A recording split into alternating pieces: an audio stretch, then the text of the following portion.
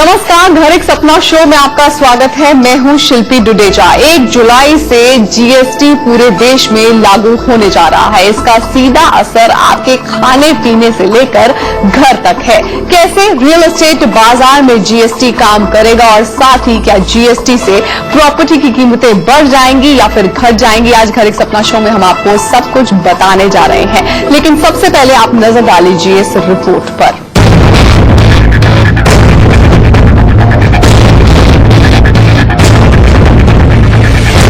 एक टैक्स एक भारत, जिसे सरकार लंबे समय से लागू करने की तैयारी में जुटी थी। अब 1 जुलाई 2017 को पूरे देश में एक तरह का टैक्स लागू होने जा रहा है। जीएसटी लागू होने के बाद रोजमर्रा की जिंदगी में जरूरत के हर सामान और सेवाओं पर टैक्स में बड़ा बदलाव देखने को मिलेगा। लेकिन एक जो सबसे खास है वो है घर की कीमत। इस पर क्या असर पड़ेगा, ये जानना आपके लिए बेहद जरूरी है। सबसे पहले जानिए कि आखिर जीएसटी है क्या। राज्य और केंद्र सरकारें उपभोक्ता वस्तुओं पर अलग अलग तरह के टैक्स लगाती है। केंद्र सरकार income, service, central tax, central sales, excise duty और सिक्योरिटी ट्रांजैक्शन जैसे टैक्स लगाती है। वहीं राज्य सरकार वैट, एक्साइज, प्रॉपर्टी, एंट्री और एग्रीकल्चर टैक्स और चुंगी वसूलती है। इससे उत्पादों पर टैक्स बढ़ता है। अलग अलग जगह उसकी कीमत बदलती है। जीएसटी लागू होने के बाद वस्तुओं और सेवाओं पर अलग अलग लगने वाले सारे टैक्स एक ही टैक्स में शामिल होंगे। इससे वस्तुओं और सेवाओं की कीमतें पूरे देश में लगभग एक समान हो जाएगी। मैन्युफैक्चरिंग की लागत घटेगी, जिससे सामान सस्ते हो सकते हैं। इसका एक हद तक उपभोक्ताओं को भी फायदा होगा, लेकिन रियल एस्टेट बाजार में भी जीएसटी को लेकर मिला जुला असर देखने को मिल रहा है। होने के बाद घर खरीदार को 12% टैक्स देना होगा। साथ ही जीएसटी के अलावा स्टैंप ड्यूटी भी देना होगा। जीएसटी के तहत मौजूदा टैक्स ढांचे के मुकाबले 1 से 2% तक ज्यादा टैक्स देना पड़ सकता है। इस तरह आपके सपनों का घर महंगा होने की आशंका है। तो आपने देखा रिपोर्ट में कैसे जीएसटी आने वाले समय में काम करेगा, लेकिन जीएसटी के और भी पहलू हैं। जीएसटी को बारीकी से समझना पड़ेगा। चलिए हमारे एक्सपर्ट के पास चलते हैं और जानते हैं कि कैसे जीएसटी प्रॉपर्टी बाजार में काम करने वाला है। इसके लिए हमारे साथ मौजूद हैं आलोक मजूमदार जी, जो जीएसटी एक्सपर्ट हैं। हमारे साथ मौजूद हैं आलोक मजूमदार जी, जो जीएसटी एक्सपर्ट हैं। इन्हीं से जानते हैं कि टैक्स स्ट्रक्चर आने वाले समय में रियल एस्टेट बाजार में किस तरीके से काम करने वाला है। Sir, welcome to my show. GST किस तरीके से काम करेगा? हम बात कर रहे हैं कि एक टैक्स एक भारत। 12% भी है, लेकिन अभी हमने देखा रियल एस्टेट बाजार में 18% भी है। उसके अलावा रजिस्ट्री भी है घरों पर। आप समझाइए कि किस तरीके से काम करेगा। आज की तारीख में क्या हो रहा है, बायर जब कोई रियल एस्टेट का प्रॉपर्टी खरीद रहा है तो उनको एक सर्विस टैक्स देना पड़ता है, साथ में स्वच्छ भारत सेस और कृषि कल्याण सेस, ये दोनों देना पड़ता है। तो ये दोनों का वैल्यू प्रॉपर्टी वैल्यू का 4.5% होता है। इसका ऊपर जिस स्टेट से वो खरीद रहा है उस स्टेट पे वैट होता है। वैट स्टेट का सब्जेक्ट है, इसलिए एक एक स्टेट में वैट का एक एक रेट है। हमने देखा है कि नॉर्मली वैट का रेट 1% से 5% तक है इंडिया में। तो वो सर्विस टैक्स उनको देना पड़ रहा है और साथ में वैट देना पड़ रहा है। और ये स्वच्छ भारत सेस और कृषि कल्याण सेस। आगे चल के जब जीएसटी आएगा उनको सिर्फ एक ही जीएसटी देना पड़ेगा जो 12% होगा। इसमें अगर हम देख लेते हैं कि वैट में जो 1 से 5% हम कह रहे हैं, अगर इसका एवरेज अगर हम ले लेते हैं कि 3-4%, तो सर्विस टैक्स 4.5% और वैट अगर 3-4% देते हैं तो उनके लिए आज की तारीख में पे आउट जो हो रहा है 4.5 और 3.5 या 3 पकड़ लेते हैं तो 7.5, 8% है।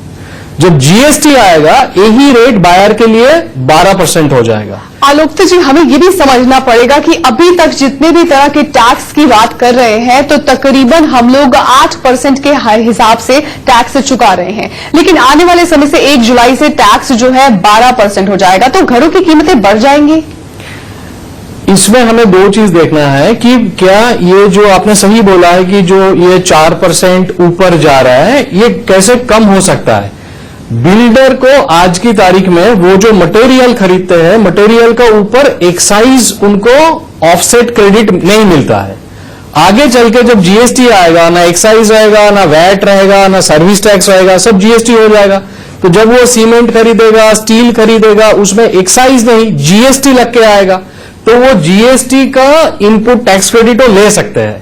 अभी जो प्रोजेक्ट है उस प्रोजेक्ट में लैंड का वैल्यू कितना है और लेबर सर्विस कितना दे रहे हैं और मटेरियल कितना दे रहे हैं, इसका ऊपर डिपेंड करेगा। जिस प्रोजेक्ट में मटेरियल वैल्यू बहुत हाई है वहां पे उनको एक्साइज का इनपुट टैक्स क्रेडिट अच्छा मिलेगा जीएसटी आने के बाद। तो ये जो 4-5% का हम डिफरेंस देख रहे हैं, इसमें बिल्डर का पास दो ऑप्शन है, या तो इनपुट टैक्स क्रेडिट से उनको वो मिल जाए जो हमारे हिसाब से 2-2.5% उनको वहां पे बेनिफिट मिलने वाला है, तो ये वो बायर को पास ऑन कर सकते हैं। सेकंड, वो अपना मार्जिन पे थोड़ा सा हिट ले सकते हैं। जी, हम बात कर रहे हैं अबेटमेंट की। अबेटमेंट अगर मिलता है तो कीमतें जो है न्यूट्रल आ सकती हैं, जो टैक्स हम पहले चुका रहे थे हो सकता है उस पर आ जाएं। लेकिन अगर नहीं होता है तो प्रॉपर्टी की कीमतें जाहिर सी बात है बढ़ जाएंगी, क्योंकि 4% का डिफरेंस तो हम सीधा तौर पर देख रहे हैं। इसमें एक तो अबेटमेंट अगर आ जाती है और इफेक्टिवली वहां पे 25-30% का अगर अबेटमेंट आ जाती है तो ये न्यूट्रल हो जाएगा, तो फिर कॉस्ट ऊपर नहीं जाएगा और जहां पे मटेरियल कंजम्पशन हाई है वहां पे बायर को बेनिफिट ही मिलेगा, बिल्डर वो बेनिफिट उनको पास ऑन भी करेगा। लेकिन अबेटमेंट अगर नहीं भी आता है तो भी हम एक सजेशन, एक टिप्स दे सकते हैं कि जब कोई बायर बिल्डर से कुछ भी खरीदे वहां पे वो बिल्डर से ये बात करे कि जो टोटल वैल्यू है उसमें लैंड का वैल्यू कितना है। अगर लैंड का वैल्यू 1/3 से ज्यादा है, यानी कि 1 करोड़ का प्रॉपर्टी में अगर लैंड का वैल्यू 33 लाख से ज्यादा है, इसमें सुप्रीम कोर्ट का भी केसेस डिसीजंस है इसमें राहेजा में और एलएनटी में, कि वो लैंड अलग से एग्रीमेंट कर सकते हैं, अनडिवाइडेड पोर्शन ऑफ लैंड वो अलग से एग्रीमेंट करेगा और बाकी जो कंस्ट्रक्शन है उसके लिए अलग से एग्रीमेंट कर सकता है। अगर हम बात करें यहां पर थोड़ा सा टैक्स स्ट्रक्चर को समझ लेते हैं कि पहले क्या था, पहले कितना वैट लगता था और कितना सर्विस टैक्स लगता था और किस कीमत पर क्या मिलता था और अब क्या मिलेगा। मतलब आज की तारीख में क्या हो रहा है, आज की तारीख में आप मान लीजिए 1 करोड़ का एक 100 करोड़ का एक प्रोजेक्ट है। 100 करोड़ का प्रोजेक्ट में अगर उनको मान लीजिए जो लैंड है, लैंड का वैल्यू 50 करोड़ है या 40 करोड़ है, लेबर और सर्विस का जो वैल्यू है वो हम मान लेते हैं, मान लीजिए और वो 30 करोड़ है, तो 50 करोड़ की लैंड हो गया, 30 करोड़ के सर्विस हो गया 80 करोड़ और 20 करोड़ का उन्होंने मटेरियल लगाया। तो जो मटेरियल है 20 करोड़ का, इसका ऊपर 12% एक्साइज आज की तारीख में बिल्डर को नहीं मिल रहा था। तो ये 20 करोड़ का 12% यानी कि ऑलमोस्ट 2.5 करोड़ जो है, 100 करोड़ का अगेंस्ट में अगर हम 2.5 करोड़ देखेंगे, ये 2.5% जो बेनिफिट है एक्साइज का इनपुट टैक्स क्रेडिट बिल्डर को नहीं मिल रहा था। आगे चल के एक्साइज नहीं रहेगा तो वो जो भी खरीदेंगे उसमें उनको जीएसटी देना पड़ेगा और जीएसटी का पूरा इनपुट टैक्स क्रेडिट उनको मिल जाएगा। हम ये जानना चाह रहे हैं आपसे कि आपने कहा कि बिल्डर्स कंस्ट्रक्शन पे तो आपको जो है वो टैक्स बिल्डर्स के लिए भी तो आसान हो गया, उनको भी तो कंस्ट्रक्शन मटेरियल जो है वो सस्ता मिल पाएगा, क्योंकि हमने देखा कि कहीं पर कुछ टैक्स जो है एक हो जाएगा तो उससे काफी फर्क पड़ेगा। अब बिल्डर्स पास ना करें वो अलग बात है, लेकिन फर्क तो पड़ेगा कि हाँ उनके लिए कीमतें कम हो जाएंगी। बिल्कुल बिल्कुल, बिल्डर के लिए अभी बिल्डर को देखा जाए तो एक तो जैसे ही उनको जीएसटी का सारे इनपुट क्रेडिट मिलने लगेगा, उनको तो ये बहुत सारे जगह पे कॉस्ट, इनपुट कॉस्ट जो है वो कम भी होने लगेगा, तो वो बेनिफिट वो आगे पास ऑन भी करेगा। लेकिन एक दूसरा साइड भी हमें देखना चाहिए, जब ये जीएसटी आएगा तो अपना रिपोर्टिंग सिस्टम ये चेंज हो जाएगा।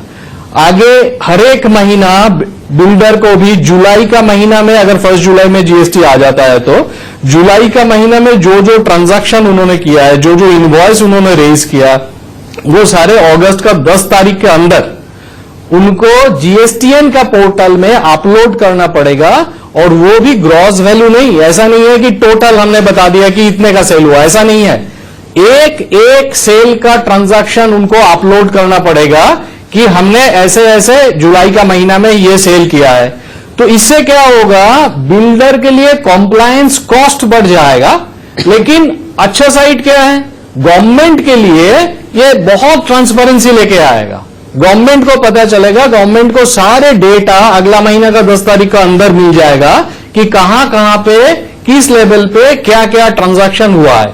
तो ट्रांसपेरेंसी आएगा, और जब जब ट्रांसपेरेंसी आएगा तो इसमें अकाउंटेबिलिटी आएगा, और ये आम आदमी के लिए, जनता के लिए ये अच्छी बात है, ये उनको आगे भी बेनिफिट देगा। अलग अलग देशों में अलग अलग तरह के जीएसटी लागू हुए हैं, कहां पर कितना है, थोड़ा सा अगर आप हमें बता पाएं।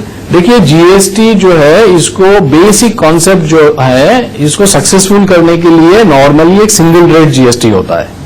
अगर आप मलेशिया में जाएंगे, वहां पे 6% सिंगल रेट जीएसटी है। अगर आप सिंगापुर जाएंगे, जो आपकी नेबर है, वो 7% जीएसटी है। ऑस्ट्रेलिया जाएंगे 10% है। न्यूजीलैंड जाएंगे 15% है। चाइना जाएंगे 17% है।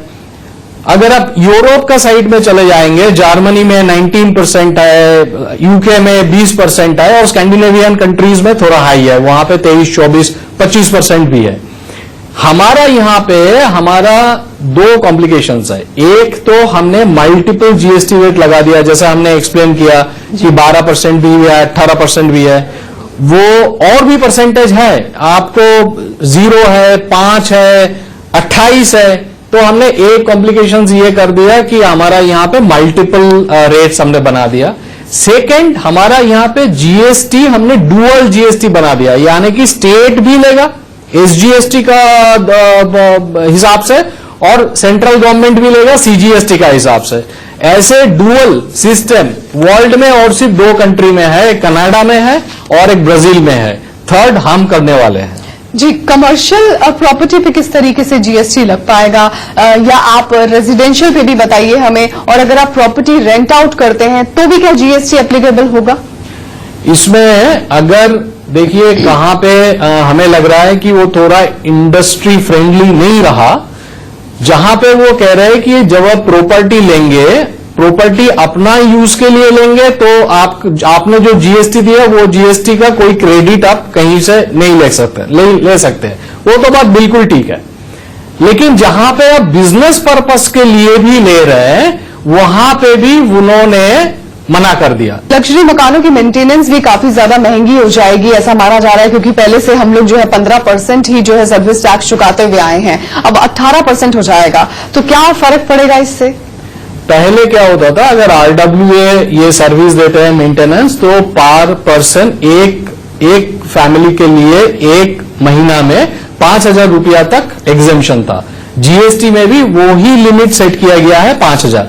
अभी जैसे आपने शिल्पी जी लग्जरी फ्लैट का अपने एग्जाम्पल दिया, तो उसमें 5,000 से ज्यादा होगा। तो पहले 15% सर्विस टैक्स लगता था, अभी उसमें 18% हो जाएगा। तो क्या वो जो मेंटेनेंस देते हैं वो अपना कम करेगा कॉस्ट? वो हम देखेंगे कि पहले उनको वो मेंटेनेंस देने के लिए उनको जो पहले गुड्स प्रोडक्ट्स खरीदना पड़ता था, ऊपर जो वैट देते थे, उसका कोई उनको इनपुट टैक्स क्रेडिट नहीं मिलता था। बट जीएसटी आने का बाद उनको मिलेगा। अगर जीएसटी आने का बाद वो जो गुड्स खरीदते हैं उनमें से जो इनपुट टैक्स क्रेडिट मिलेगा, उससे वो अगर अपना कॉस्ट को 2-3% नीचे ला सकते हैं, तो फिर फाइनल कंज्यूमर के लिए इफेक्ट नहीं आएगा। लेकिन अगर वो नहीं ला सकते हैं, तो जो पहले 15% टैक्स फाइनल कंज्यूमर को देना पड़ रहा था, वो अभी उनको 18% देना पड़ेगा। बहुत बहुत शुक्रिया आपका हमारे व्यूअर्स को ये सारी जानकारी देने के लिए। तो घर एक सपना शो में आज के लिए बस इतना ही। लेकिन अगर आपकी प्रॉपर्टी से जुड़े कोई भी सवाल है, या फिर आप कोई सुझाव हमें भेजना चाहते हैं, या आप अपने बिल्डर के खिलाफ हमसे शिकायत करना चाहते हैं, तो हमें तुरंत से ईमेल कर दीजिए घर@itvnetwork.com पर। आप चाहें तो हमसे फेसबुक पर भी जुड़ सकते हैं, हमारे घर एक सपना पेज के जरिए। हमें ट्विटर पर भी जरूर फॉलो कीजिए, हमारा हैंडल है घर एक सपना। अगले हफ्ते फिर होगी आपसे मुलाकात रियल एस्टेट बाजार से जुड़ी नई जानकारियों के साथ। तब तक you take care and keep watching the India news.